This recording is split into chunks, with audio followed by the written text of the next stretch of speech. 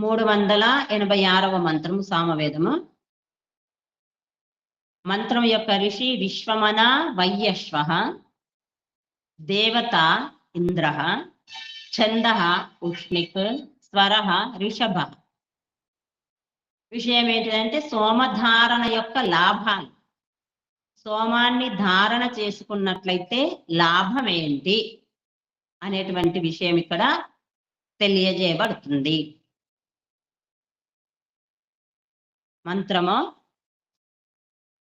ఓం ఏంధుమింద్రాయ సించతా పిబాతి సౌమ్యం మధు ప్రరాధాంసి చోదయతే మహిత్వనా. పదచ్ఛేదము ఆ ఇందుం ఇంద్రాయ సించత పిబాతి సౌమ్యం మధు ప్రరాధాంసి చోదయతే మహిత్వనా.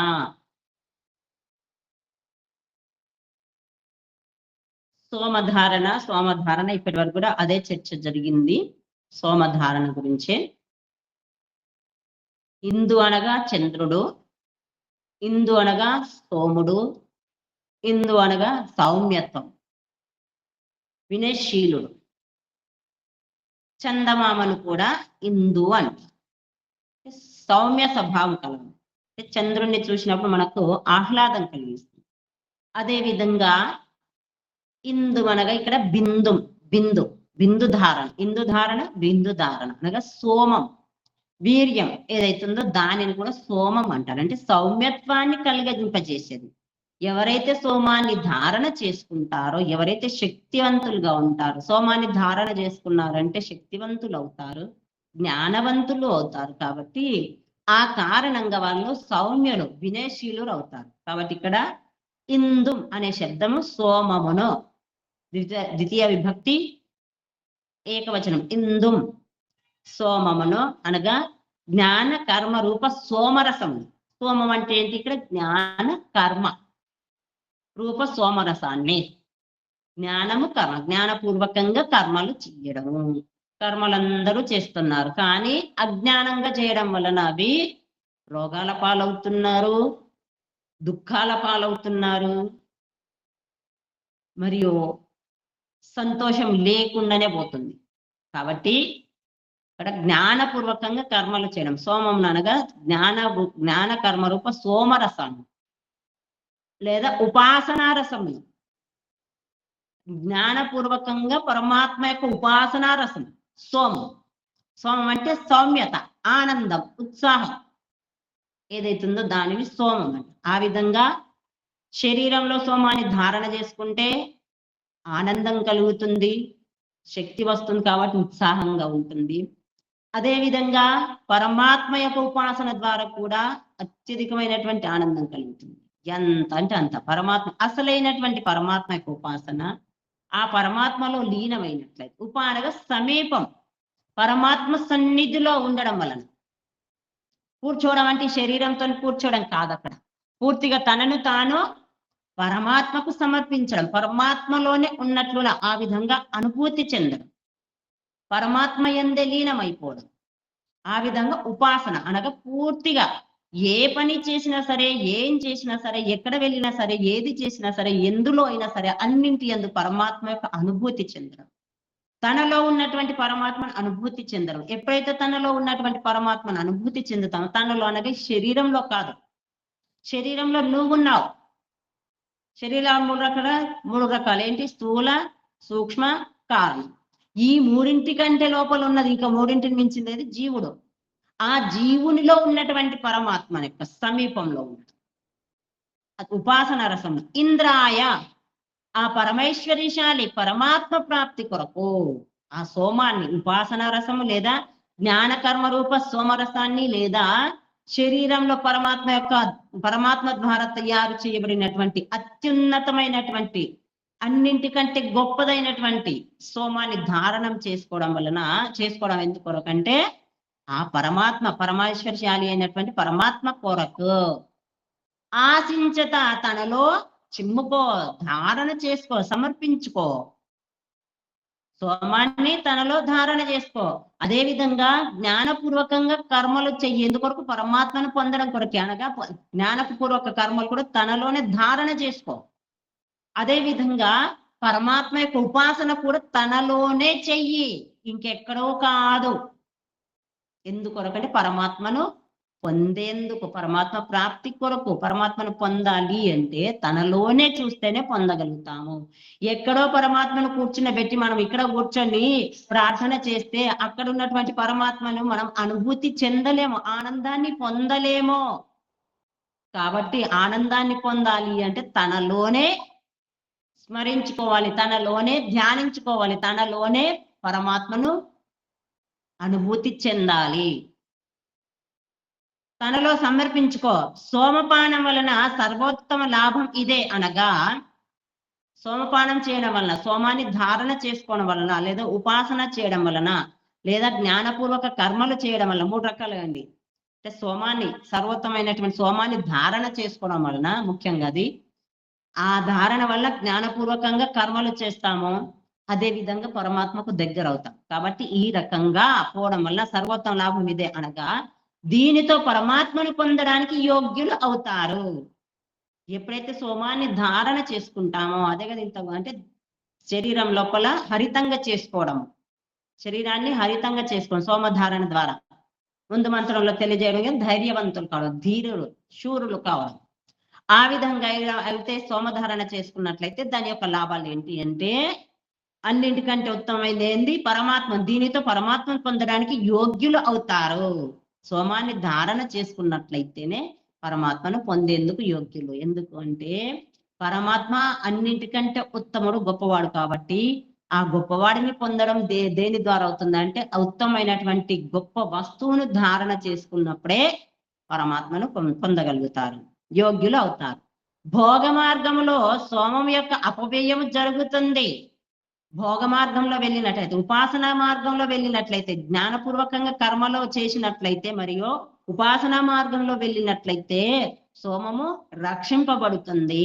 లేదా భోగ మార్గం దానికి వ్యతిరేకంగా, వాటికి వ్యతిరేకంగా భోగ మార్గంలో వెళ్ళినట్లయితే సోమం యొక్క అపవ్యయం అవుతుంది, వ్యయమైపోతుంది. యోగ మార్గంలో సోమము జ్ఞానాగ్నికి ఇంధనంగా అవుతుంది. యోగ మార్గంలో వెళ్ళినట్లయితే సోమం ఏదైతుందో అది జ్ఞానానికి ఇంధనము, అగ్ని వలె పనిచేస్తుంది.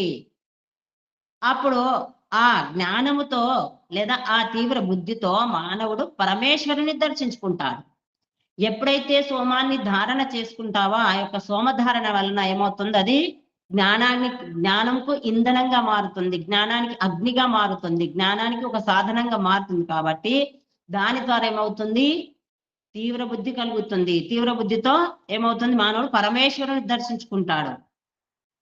జ్ఞానంకు ఇంధనంగా మారడం వల్ల జ్ఞానోదయం కలుగుతుంది. కాబట్టి ఆ యొక్క జ్ఞానము ద్వారా పరమాత్మను తెలుసుకోగలుగుతాడు, పరమాత్మను దర్శించుకోగలుగుతాడు.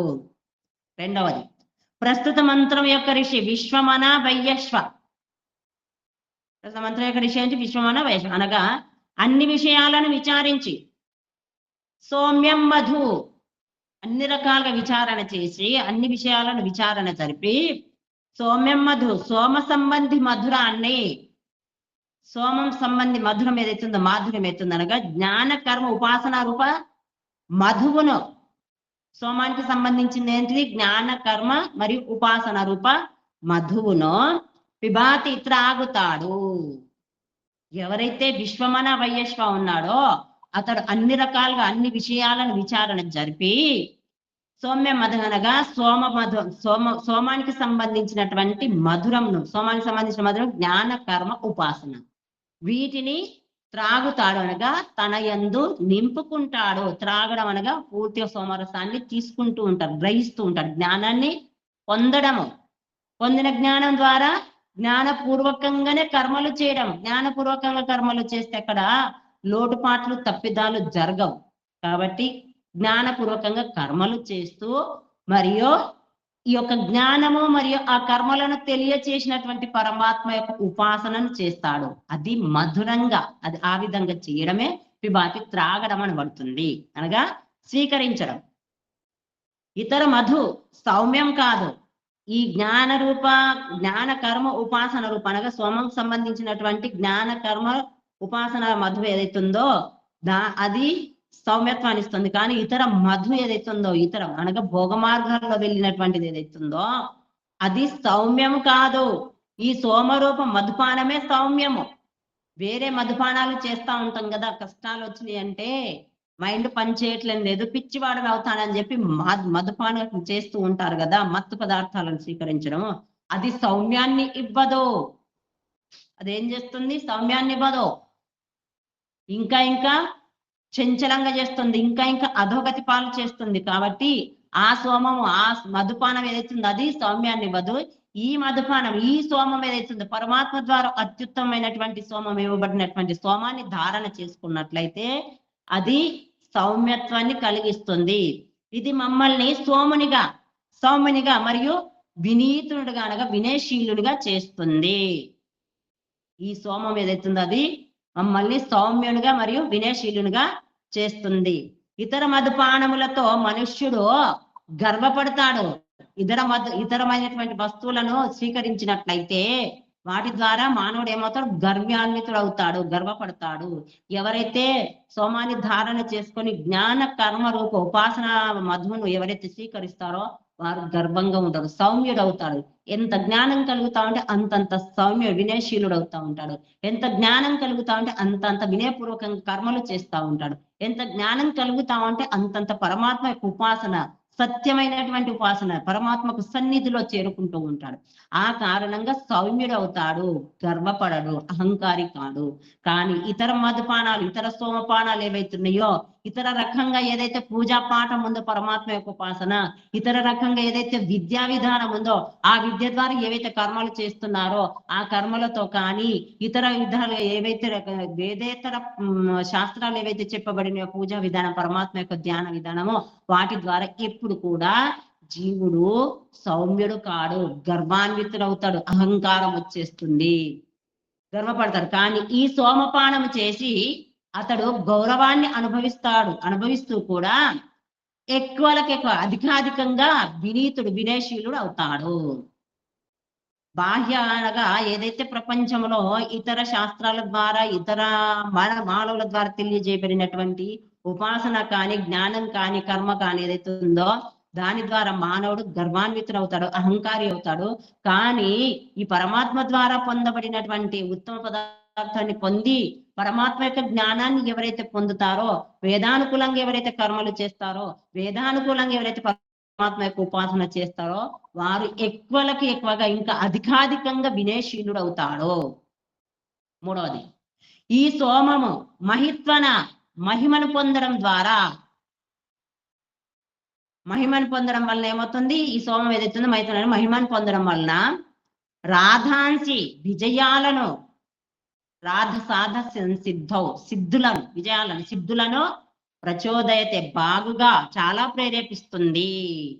ఈ సోమాన్ని ధారణ చేసుకున్నట్లయితే ఏదైతే పరమాత్మ ద్వారా అత్యుత్తమైనటువంటి సోమధారణ ఇవ్వబడుతుందో దాన్ని ధారణ చేసుకున్నట్లయితే దాని ద్వారా ఏమవుతుందంటే మహిమను పొందడం ద్వారా శరీరము సుందరంగా తయారవుతుంది, ఆరోగ్యంగా తయారవుతుంది, బలంగా దృఢంగా ఉంటుంది.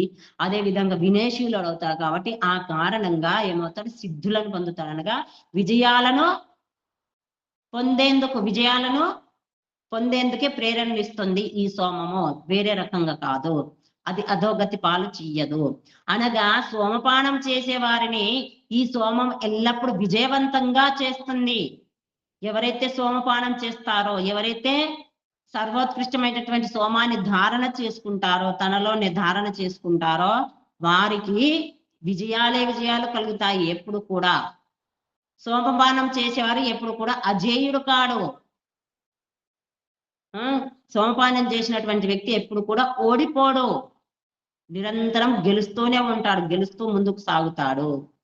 ఏ విధంగా యజ్ఞములో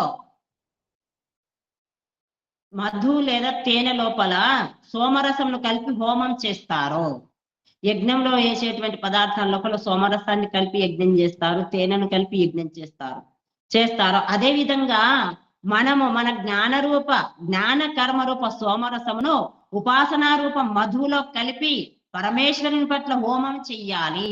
హోమం చేయడం అనగా ఆహుతి సమర్పించడం.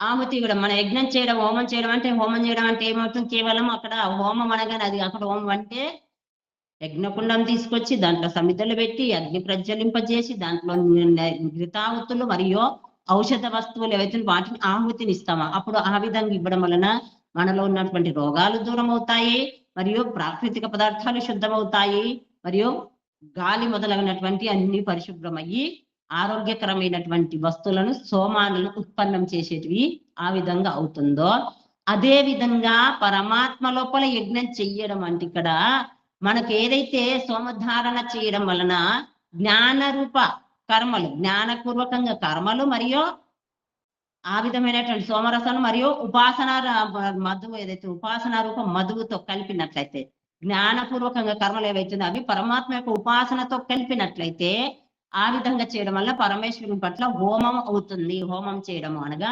పరమాత్మలో సమర్పితం అవుతుంది. దానితో అతడు తన ఉపాసకునికి బల ప్రదానం చేసి విజయము అనే మెట్టు పైకి ఎక్కిస్తాడు.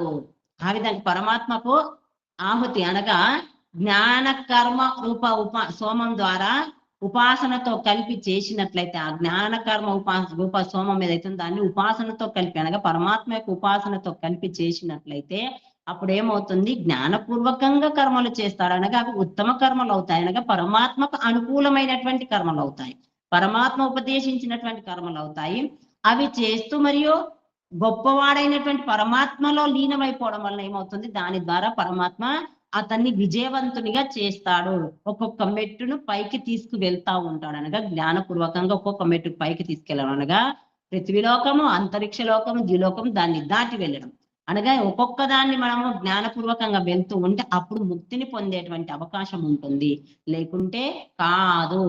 ఈ రకంగా వేదంలో చెప్పబడినట్లు చెయ్యడం వల్లనే ముక్తి లభిస్తుంది. ఏ రకంగా కూడా ముక్తి లభించదు. జ్ఞానపూర్వకంగా ఒకవేళ వేరే వాళ్ళు సంపూర్ణంగా పరమాత్మక ధ్యానం చేసి అనగా వేదాలు చదవడం వల్లనే జ్ఞానం వస్తుందని కాదు. అక్కడ పరమాత్మ వేదాల పుస్తక రూపంలో ఋషుల ద్వారా ఇవ్వబడింది, కానీ పరమాత్మ మాత్రం వేద జ్ఞానాన్ని అందరి యొక్క ఆత్మ లోపల అందరికి ఏదైతే బుద్ధినిచ్చిందో ఆ బుద్ధి లోపల నింపి ఇచ్చాడు. ఆ బుద్ధిలో ఉన్నటువంటి జ్ఞానాన్ని మనము వెలికి తీయాలి. వెలికి తీసినట్లయితే జ్ఞానోదయం కలుగుతుంది. కాబట్టి ఎంతసేపు మనం వీళ్ళు చెప్తారా వాళ్ళు చెప్తారా, వాళ్ళు చెప్పింది వింటున్నాం, వీళ్ళు చెప్పింది వింటున్నాం, అందరు చెప్పింది వింటున్నాం, కానీ బుద్ధిపూర్వకంగా విచారణ మాత్రం జరపడం లేదు. ఎవరేది చెప్తే అదే మనకు సరిగ్గా అనిపిస్తుంది. ఎందుకంటే మనం ఇంకా ఈ శరీరాన్ని మనం అనుకుంటున్నాం కాబట్టి, ఈ శరీరం నుండి ఇంకా బయట పడడం లేదు కాబట్టి ఆ విధంగా మనకు కలుగుతుంది. కాబట్టి శరీరం నుండి బయటపడి శరీరం ఒక సాధనం, దాన్ని కాపాడుకోవడము జీవుని యొక్క కర్తవ్యము. దానిని రక్షించుకుంటూ ఏదైతే లక్ష్యం ఉందో ఆ లక్ష్యాన్ని పొందే వరకు ఆ శరీరాన్ని రక్షించుకోవాలంటే సోమధారణ కలగాలి. కాబట్టి అసలైనటువంటి పరమాత్మ ఎక్కడో లేడు, తనలో ఉన్నాడు. తనలో ఉన్నటువంటి పరమాత్మను ఆ పరమాత్మ లోపల జ్ఞానం ఉంది కాబట్టి తనలో ఉన్నటువంటి పరమాత్మను మనము మేల్కొల్పినట్లయితే ఆ యొక్క జ్ఞానం మనకు కలుగుతుంది. కాబట్టి ఆ రకంగా జ్ఞాన కర్మ రూప సోమంతో ఉపాసన రసంతో కలిపి పరమేశ్వరుని పట్ల హోమం చేయడం అనగా ఆహుతి సమర్పించడం అనగా తనను తాను పూర్తిగా సమర్పించుకున్నట్లయితే, పూర్తిగా అంకిత భావనతో పరమాత్మ ద్వారా జ్ఞానాన్ని పొంది జ్ఞానపూర్వకంగానే కర్మలు చేస్తూ మరి పరమాత్మకే సమర్పితం చేయడం, ఆ విధంగా చేయడం హోమం అనబడుతుంది. ఈ విధంగా చేసినట్లయితే జీవుడు ఒక్కొక్క మెట్టు పైకి వెళ్ళుతూ ఉన్నత స్థాయికి చేరుకుంటాడు, అధోగతి పాలు కాడు. ఆ విధంగా జ్ఞానుడు అవుతాడు. ఆ విధంగా జ్ఞానుడు అవుతూ సంపూర్ణ జ్ఞానాన్ని, పరమాత్మ యొక్క జ్ఞానాన్ని పొంది అందులో లీనమైనట్లయితే అప్పుడు అంటాడు, నేను పరమాత్మను అనగా పరమాత్మ యొక్క అంశాన్ని, నేను జ్ఞానస్వరూపుడను, నేను పరమాత్మ వల్లే జ్ఞానస్వరూపుడను కాబట్టి నేను పరమాత్మనే అని కూడా చెప్పొచ్చు. కానీ అంత మాత్రమే పరమాత్ముడు కాదు. ఎందుకంటే పరమాత్మ యొక్క గుణాలను జ్ఞానాలను పొందాడు, కానీ ఆ శక్తి రాలేదు. ఆ యొక్క జ్ఞానం ద్వారా సృష్టిని రచించేటువంటి శక్తి లేదు. ఎందుకు అంటే ఈ పదార్థాలన్నీ ఏవైతున్నాయో ఆ పదార్థాలను మించి ఉన్నటువంటి పరమాత్మ కానీ జీవుడు మాత్రం ఏకదేశి చిన్న తత్వం కాబట్టి ఆ చిన్న తత్వంతో ఇక్కడ ఉన్నాడు అంటే ఇంకొక దగ్గర పని చెయ్యలేడు, ఆ క్రియను చెయ్యలేడు, ఆ శక్తి లేదు, అంత బలమును లేదు. ఒకవేళ పరమాత్మ నుండి దూరం అయిపోయి చెయ్యాలంటే ఆ శక్తి ఉండనే ఉండదు. పరమాత్మ లోపల ఉన్నావు కాబట్టి నీకు శక్తి అనిపిస్తుంది. కాబట్టి ఆ శక్తిని అనుభూతి చెందుతూ నీవు నీ శక్తి కొలది ఎంత ఇతర జీవులకు ఇతరులకు ఎంత చేయగలుగుతా అంత ఉపకారం చెయ్యి. కానీ పరమాత్మ వల్లే నేను సృష్టిని రచిస్తాను అనేది మాత్రం రాకూడదు, ఆ ఆలోచన రాకూడదు, అసలు ఆ శక్తే ఉండదు. కాబట్టి ఈ విధంగా పరమాత్మకు సమర్పితమయ్యి పరమాత్మ యొక్క గుణాలను పొంది పరమాత్మ వల్లే మారిపోయి ఇతరులకు ఉపకారం చేయడం, ఆ విధంగా చేస్తుంటే ఒక్కొక్క మెట్టు పైకి ఎక్కిస్తా ఉంటాడు పరమాత్మ. సోమపానంకో 3 లాభాలు. సోమపానం చేయడం వలన, సోమధారణ చేసుకోవడం వలన 3 లాభాలు ఏంటి అంటే పరమేశ్వరుణ్ణి పొందడం, పరమాత్మను పొందడము. అతి ముఖ్యమైనది అదే. జన్మ లభిస్తుంది, జననం మరణం లభించడం ఏంటంటే ఆ కర్మలు చేస్తూ కర్మలు అనుభవిస్తూ పూర్తిగా కర్మలు సమాప్తం చేసుకున్నట్లయితే పరమాత్మ యొక్క దర్శనం అవుతుంది. కాబట్టి ఆ కర్మలను సమాప్తం చేసుకునేందుకు ప్రయత్నం చేయడమే. అనగా సోమధారణ చేసుకుంటే పరమాత్మను పొందుతాడు, వినయత్వం వస్తుంది, వినయశీలత, మరియు విజయుడవుతాడు. వినయత్వం వస్తుంది, మరి నిరంతరం విజయుడే. పరమాత్మ ఎప్పుడు కూడా ఓడిపోడు, అజయుడు కాదు పరమాత్మ, విజయుడు పరమాత్మ. కాబట్టి పరమాత్మ యొక్క గుణాలను పొందినట్లయితే, పరమాత్మని పొందితే పరమాత్మ యొక్క గుణాలన్నీ వచ్చేస్తే పరమాత్మ యొక్క ఐశ్వర్యం అంతా లభిస్తుంది.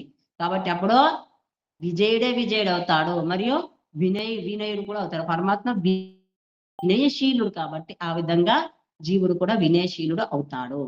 భావార్థము, సోమపానం ద్వారా నేను విజయుడను అవుతాను. సోమపానం చేయడం వల్ల, పానం అనగా త్రాగడం, అనగా ధారణ చేసుకోవడం, తనలోనే చిమ్ముకోవడం, తన లోపలనే ధారణ చేసుకోవడము. కానీ వినయశీలుడిగా ఉంటాను, సోమాన్ని ధారణ చేసుకుంటాను, కానీ ఆ ధారణ చేసుకొని నేను శక్తివంతుడు అవుతాను, జ్ఞానవంతుడు అవుతాను. కాబట్టి ఆ కారణంగా నేను అహంకారం కాను, వినయునిగా ఉంటాను, మరియు ఈ ప్రకారంగా పరమాత్మను పొందుతాను. ఈ విధంగా ఉండి పరమాత్మను పొందుతాను, ఈ 3 లాభాలను పొందుతాను. దేని వలన? సోమధారణ వలన. కాబట్టి అత్యుత్తమైనటువంటి వస్తువు, ఎంతసేపు మనము ప్రపంచం లోపల మూర్ఖులను అనుసరిస్తూ, ఈ ప్రపంచం లోపల పశుపక్షాదులను అనుసరిస్తూ జీవితాలను నాశనం చేసుకుంటుండే, ఒకవేళ ఆ విధంగానే అనుసరించడం అయితే మానవ జన్మ పొందాల్సిన అవసరం లేదు. మానవ జన్మ లభించింది ఎందుకంటే ఆ తుచ్చమైనటువంటి ఆ క్షణిక సుఖం కొరకు కాదు, అనంతమైనటువంటి సుఖాన్ని పొందడం కొరకు, అనంతమైనటువంటి ఆనందాన్ని పొందడం కొరకే ఈ మానవ జన్మ లభించింది. కాబట్టి అనంతమైనటువంటి ఆనందాన్ని, అనంతమైనటువంటి సుఖాన్ని పొందాలి అంటే సోమధారణ జరగాలి. సోమధారణ జరిగినప్పుడే ఆ విధమైనటువంటి ఆనందము, సుఖము కలుగుతుంది. అనగా వినయశీలుడవుతాడు, విజయుడవుతాడు, మరియు పరమాత్మను పొందుతాడు. కాబట్టి ఆ విధంగా ఈ 3 రకాలుగా మేము పొందేందుకు ప్రయత్నం చేస్తాము. హే పరమాత్మ, అత్యుత్తమైనటువంటి వస్తువు ఏదైతుందో దానినే మేము పొందుతాము, దానినే మేము ధారణ చేసుకుంటాము. అది దానిని దేని కొరకు ఉపయోగిస్తాము? నీ ద్వారా అందరికీ లభిస్తుంది అత్యుత్తమైనటువంటి వస్తువు. ఆ వస్తువును మేము జ్ఞానపూర్వకంగా తనలో ధారణ చేసుకొని జ్ఞానాన్ని పొంది సర్వోత్తములము అవుతాము, నిన్ను పొందుతాము, ముక్తిని పొందుతాము, మా యొక్క ఈ మానవ జన్మను సార్థకము చేసుకుంటాము. ఆ విధంగా ఈ మంత్రంలో సోమం ధారణ చేయడం వల్ల 3 లాభాలు తెలియజేయబడినవి. కాబట్టి వీటిని ఉన్నతమైనదిగా భావించి ఉన్నతంగా విచారణ జరిపి ఉన్నత స్థాయిలోకే చేరాలి. ఒక్కొక్క మెట్టు మనం ఇంకా ఇంకా పైకే వెళ్తూ ఉండాలి, కిందికి వెళ్ళకూడదు. మనతో పాటుగా మన వాళ్ళను కూడా, అనగా మన సన్నిధిలో ఉన్న వాళ్ళను కూడా ఇంకా తీసుకెళ్తూ ఉండాలి. ఆ విధంగా ప్రేరణను ఇస్తూ ముందుకు నడిపిస్తూ ఉండాలి. ఆ విధమైనటువంటి శక్తిని పరమాత్మ మనకి ఇవ్వాలి. మనం కోరుకోవాల్సింది ఏంది అంటే, గుళ్ళల్లోకి వెళ్ళి ఏం కోరుకుంటారు? హే పరమాత్మ, నాకు ఇంత ఇవ్వు, నాకు అంత ఇవ్వు, అందరికి ఈ వస్తువులు ఉన్నాయి, ఆ వస్తువులు ఉన్నాయి, నాకు ఇంత బంగారం కావాలి, నాకు అంత బంగారం కావాలి, నాకు ఇన్ని బిల్డింగ్లు కావాలి, నాకు ఇంత భూమి కావాలి, లేదా నాకు ఇన్ని ఆహార పదార్థాలు కావాలి, లేదా నన్ను అందరూ ఏమంటారు పొగడాలి, నన్నే మెచ్చుకోవాలి, నేనే గొప్పగా ఉండాలి. అలాంటి కావు అక్కడ కోరుకునేది. ఏం కోరుకోవాలి? హే పరమాత్మ, నేను ఎల్లప్పుడూ నీ స్మరణలోనే ఉండాలి, నీ దారిలోనే నడవాలి, నీ యొక్క జ్ఞానపూర్వకంగా నేను కర్మలు చెయ్యాలి, ఆ విధంగా చేస్తూ నేను ముక్తిని పొందాలి, నీ యొక్క దర్శనం చేసుకోవాలి, అది నాకు కలిగింపు అని చెప్పి వేడుకోవాలి. ఆ విధంగా వేడుకున్నట్లయితే మనం ధ్యానం చేసినా సరే, ఈ మందిరంలో అయినా ఏ మందిరంలో, వేరే మందిరంలో అయితే మనం పరమాత్మను పొందలేమో, ఈ మందిరంలోనే పరమాత్మను పొందగలుగుతాం. కాబట్టి ఈ మందిరంలోనే అతన్నే సర్వవ్యాపకుడైనటువంటి పరమాత్మ, సర్వాంతర్య ఆ పరమాత్మనే ప్రార్థించాలి. అతను ఏ విధంగా ప్రార్థన చేయమని చెప్పాడో ఆ విధంగానే చెయ్యాలి. ఇంకొక రకంగా చేస్తే మనము ఈ జన్మనే కాదు, ఎన్ని జన్మలను ఎత్తిన పరమాత్మను పొందలేము. కాబట్టి అసలైనటువంటి మార్గాన్ని పట్టుకొని పరమాత్మను పొందేందుకే ప్రయత్నం చేయాలి. అందుకు సోమధారణ చేసి 3 లాభాలను పొందాలి. వినయశీలుడు అగుట, అజేయుడు కాకుండా విజయుడు అవుతా, మరియు పరమాత్మను పొందుట. ఈ రకంగా 3 లాభాలను పొందాలి. ఓం శం.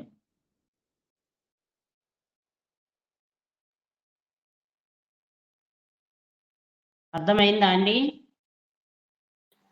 అర్థమైందండి.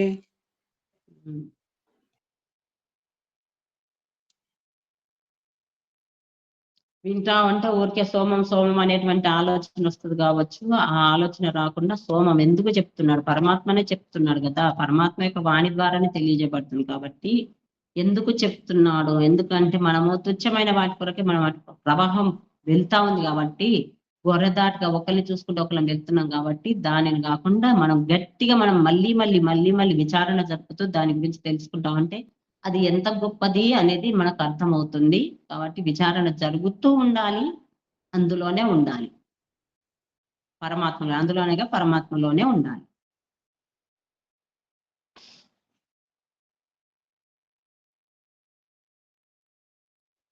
ప్రార్థన చేసుకుందాం. సందేహాలు ఏమైనా ఉన్నాయా ఎవరికైనా?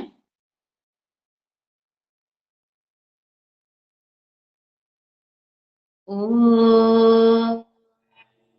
సహనా భవతు సహనౌ భునక్తు సహ వీర్యం కరవావహై